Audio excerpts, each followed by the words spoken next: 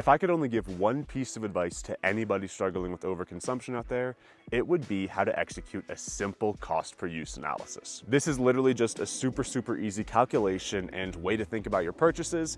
And if you're able to implement this rule and way of thinking into your life, you will significantly reduce what you buy, I can guarantee it. Here's how it works. Simply take the amount you paid for the item and divide it by the amount of times you've used the item or realistically plan to. That's it. For example, this pair of socks that I'm wearing cost me $15, which I admit does sound ridiculous, but they are only like one of 6 pairs of socks that I have.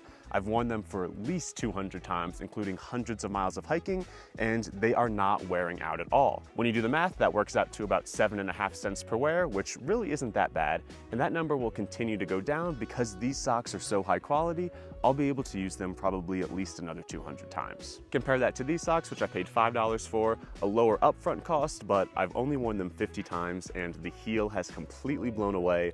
All of the cushioning is gone. This is past the point of repair, so I ended up paying 10 cents per wear for these socks. Now, these are gonna end up in the landfill. I'm gonna have to spend more money to replace them. Just a lose-lose for me and the planet. And although in this sock example, I'm already owned these, so I'm really just using these to inform future purchases for myself, you can also use this cost per use analysis to inform your purchases before you buy anything at all. When doing this, you really have to think about 2 things, the durability and usability of the product. For example, a Patagonia or North Face puffer is gonna last a lot longer than one that you find on Amazon or Temu. And those jack-o'-lantern shaped bowls you found at the checkout aisle at Target, you probably aren't gonna use those more than once or twice a year. Of course, I should mention that this solution is not one for everybody.